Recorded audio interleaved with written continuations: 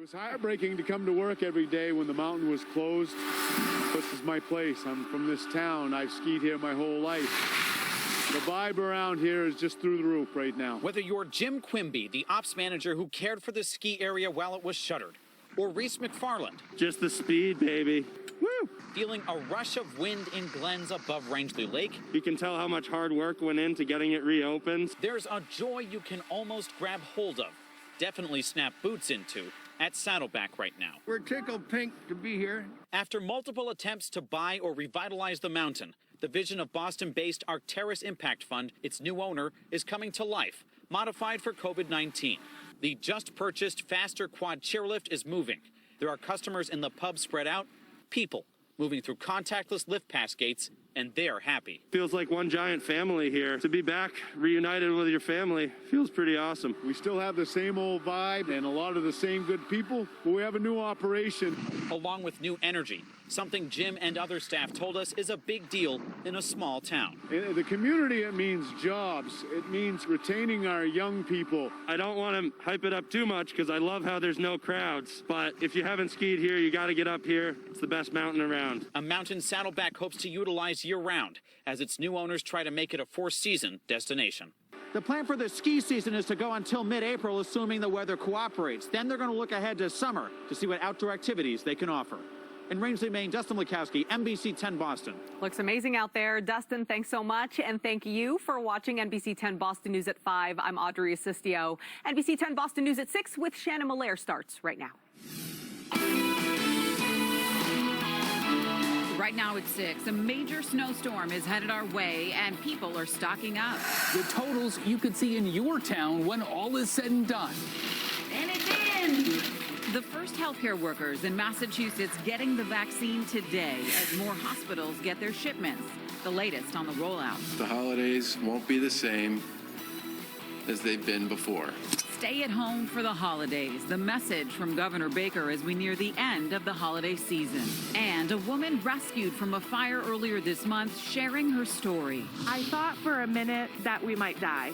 Her reunion today with the firefighters who helped bring her and her children to safety. NBC 10 Boston News at 6 starts right now. We begin tonight, though, with your first alert weather. There is a major snowstorm headed our way. You can see it here live on the radar right now over the middle of the country. It's so big you almost can't see what it is. Some of us could see more than a foot of snow. That's what I'm told. Hi, everyone. Thanks for joining us. That's not it. That's just a preview. I'm Shannon Mulaire. Storm moves in tomorrow night and will last through Thursday with the heaviest snow falling Thursday morning. Most of us will see plowable snow. We have team coverage for you tonight. Our Brian Burnell is in Walpole with how people are preparing for the storm. But first, here's meteorologist Chris Gloninger with what to expect, Chris. You know, Shannon, this isn't the most attractive storm, and I don't think it will be either. It's not one of those classic nor'easters that you see and you kind of marvel at as a meteorologist. This is kind of a mess, and it's kind of stretched out across most of the plains and Great Lakes, and that really won't change as it moves in our general direction. When does this start? Well, I have to put an asterisk between Boston and the South Shore because there's growing evidence that we may see some ocean enhancement that starts well out ahead of the main event. It may start, in fact, by the afternoon. We'll watch that potential. For the most part, it's after dinner time through about 10, 11 o'clock when you're going to bed. The day starts off with a few breaks in the clouds, but those clouds quickly thicken up during the afternoon. But it's a cold, dry start. We're talking temperatures that are down into the teens. This time we have the cold to go along with the snow. We have clouds thickening up, snow arriving after dinner, and that snow will come down at a pretty good clip overnight and into the first part of our Thursday morning. Snowfall ranges a good 9 to 12 inches. Boston, Merrimack Valley, North Shore, Worcester, and the Metro West. I think you're the jackpot area. It could be 12 to 15 inches when all is said and done. And then the amounts drop off. South Shore, South Coast, Cape and the Islands, only about 1 to 3 inches. You have some mixing and transition to rain issues during the event. We'll talk much more about the hour-by-hour forecast, Shannon, that's headed your way in your exclusive 10-day forecast. All right, looking forward to that, Chris. Thank you. And as people prepare for the storm, our team coverage continues now with NBC 10's Brian Burnell, who's in Walpole. So, Brian, shovels flying off the shelves there today once again. Yes, well, and we solved the disappearing snow shovel mystery last hour. Snow shovels, yes, ice melt, snow blowers, all of that. But you know, big snow for some is an artistic opportunity. With what shapes up to be the first major snowstorm of the season for most of New England headed our way, people are getting ready. At Rocky's True Value in Walpole, that means getting the snowblowers out of the box and onto the sales floor. They've already had some snow in the area, but not much, but did see an uptick in sales with that last snowfall. People getting prepared, especially when we had such a light winter last year. Yeah. To get that hit so early, I think a lot of people, especially with everything else going on right now, they want to be extra prepared. So they put together the snow shovels and double up on the ice melt. Snowblowers are selling as well. Paul Schofer bought one last year, but that didn't work out well. First time I used it, up and down the driveway one time, it broke. Cable snapped. Brand new snowblower. So I returned it, got my money back, and didn't need it the rest of the year. He's thinking he'll need one soon, so here he is. I didn't want to wait and buy a snowblower after I missed the biggest storm of the year. For some, snowblowing isn't simply a chore. It's an art form. That's David Pendergast. He takes his snowblowing to another level. His canvas, if you will, is a lot of driveway. How do I get it out of the center, off to the sides, efficiently? So I have a chicken coop. Okay. I got to get out to the chicken coop. I got a lot of bird feeders. Got to get out to the bird feeders. Does a chicken coop count as a bird feeder? Well, anyway, people who we talked to today, we're still waiting to see where the snow is going to be the heaviest. Chris will have more on that coming up. But the folks we talked to here in Walpole, they're getting ready for a lot. Live in Walpole, Brian Burnell, NBC 10 Boston. Need to get Mr. Pendergast to my house to perform his art form. Brian, thank you. There is a lot, of course, to watch for tomorrow in the weather department. Don't miss a single update. You can download our free NBC 10 Boston mobile app, head to the weather section, and watch the latest video forecast from our team of meteorologists whenever you'd like. Let's turn now to the coronavirus pandemic. Here are today's new numbers from the state. 3,720 new cases. 55 more people have died. That's the second time this month that the daily death toll has passed 50, and there are more than 1,800 patients currently in the hospital fighting COVID.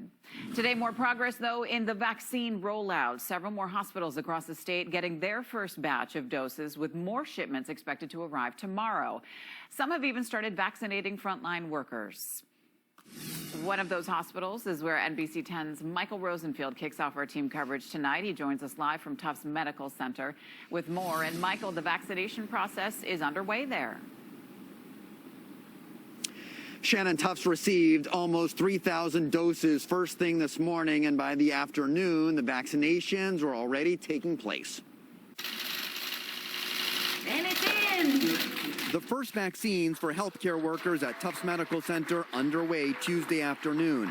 The first recipient, Dr. Gabriela Andujar Vasquez, an epidemiologist at the hospital. She sees COVID patients daily. It's exciting. I'm very happy. 10 people were vaccinated Tuesday. I wanted to get the vaccine and also advocate for everyone out there that it's a safe and efficacious vaccine, and that we should all make an informed decision, but get vaccinated as soon as it's offered. The hospital received 2,925 doses early this morning. They'll be given out in the days and weeks ahead to doctors, nurses, technicians, medical assistants, and environmental services staff, anyone who might have direct contact with COVID patients. Dr. Shira Daron was among the first to receive the vaccine today. It is very bittersweet today because we have hit that milestone of 300,000 deaths, and we know that we still have our long winter ahead of the surge and hospitalizations and death and suffering. Those who received the vaccine say they hope this sends a message to the community not to be fearful of the shot, and the faster the vaccinations happen, the quicker we can return to life as we want it. I'm hoping that it's the beginning of the end. The people we spoke with today say the shot really wasn't painful and they did not feel any immediate side effects. They will be getting their second dose in 3 weeks. Live at Tufts tonight, Michael Rosenfield, NBC 10 Boston. Certainly a vote of confidence there. Michael, thank you. Lawrence General Hospital also got its shipment of the vaccine today. Hospitals expecting 975 doses of Pfizer's vaccine, which the health department says is the minimum amount a hospital can get. Lawrence General says it will vaccinate doctors and nurses who have the most direct contact with COVID patients first. The vaccine also arriving in Worcester today at UMass Medical Center, and you can see the doses there in this box being carefully safely wheeled to an elevator before being then stored in Arctic-like temperatures. Has to be very cold. The manager of the pharmacy operations there, Lori Gall, said the moment the shipment arrived was overwhelming in the best way. It's a little overwhelming, to be honest. It's very exciting to be a part of it. This is certainly a significant, challenging time in healthcare and in our nation. So to be part of this is very exciting. Gall added the medical center has spent months preparing for this day and is ready and capable. The vaccines are being stored in a secure location within the pharmacy. Governor Baker holding a press conference today focusing on holiday safety after Massachusetts saw an increase in cases following Thanksgiving. The governor says he doesn't want a repeat to close out the holiday season. NBC 10's Abbey Niezgoda has his reaction. It has been a very tough year. And Governor Charlie Baker says it's about to get even tougher if people don't take his advice and stay home for the holidays. With the state seeing a 96% increase in cases since Thanksgiving, he says it's clear not enough people listen the first time. If our hospitals can't keep up, we have few options left other than more restrictions. To try and avoid that, state officials say your traditions need to change. Only celebrate with members of your household. Do your holiday shopping curbside or online. And make sure your visit with Santa is virtual or socially distanced. Just be smart, be different, keep it small. I am gravely concerned. Melissa Jocelyn is seeing the second surge firsthand. She's the nursing director at Mass General. We are tired of seeing people dying on breathing machines. Their plea coming as the vaccine starts arriving at hospitals across the state. Long-term care facilities are up next and should expect their shots around December 28th. But until you roll your sleeve up, the governor says you can't let your guard down. We have a chance here to play offense, but it's critically important for all of us to do the things we need to do to get from here to there. Right now, another 53,000 doses of the vaccine are on the way to Massachusetts. And next week, the state plans to launch an online dashboard where you'll be able to track vaccine arrivals. Outside the State House, I'm Abbey Niezgoda, NBC 10 Boston.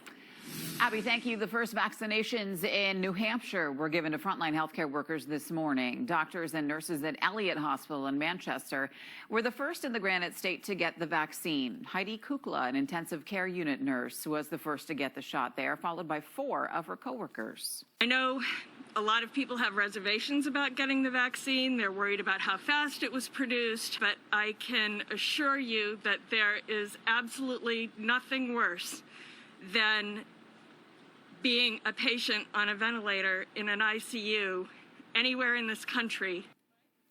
New Hampshire public health officials say the state expects to distribute all 12,000 doses of its initial shipment within the week. And we could get a second vaccine soon. In a new report today, the FDA says Moderna's vaccine is safe and highly effective. The Moderna vaccine has a similar efficacy to Pfizer's, which is the one, of course, being rolled out right now. The Cambridge-based company could get emergency use authorization by the end of the week. And as the first Americans start getting the vaccine, be sure to join us tomorrow night for The Vaccine, an NBC 10 Boston special. We're going to have several stories on the vaccine, from possible side effects to how it's going to be given to everyday Americans. Tune in tomorrow night at 7:30, right here, right after our 7 o'clock newscast. Sky Ranger flying over a house fire this afternoon in Hingham. This is on Main Street, and fire officials say it's unclear whether anyone was home at the time. Neighbors told crews on the scene that they think it started by a heater on the porch, but firefighters still working to confirm whether that is, in fact, the cause. More than 100 local teachers' unions have taken a vote of no confidence in Elementary and Secondary Education Commissioner Jeffrey Riley. The teachers' unions are citing concerns about his leadership during the pandemic. That's what union representatives told the State Education Board yesterday. This comes just one day after the Boston Teachers Union took a vote of no confidence against Superintendent Brenda Casilius. All I could see was the smoke. It was very black and dark. Reunited with their rescuers, the woman and her children meeting the Boston firefighters who may have saved their lives. And giant donation, the city that's getting hundreds of thousands of pieces of PPE in the fight against coronavirus. And Chris is here with the latest on the storm. And Shannon, we have the cold air. Temperatures early into the mid and upper 30s, but they're dropping and they'll stay cold tomorrow. All is set and ready to go for a big snowstorm. The details and the timing and amounts ahead in your First Alert forecast.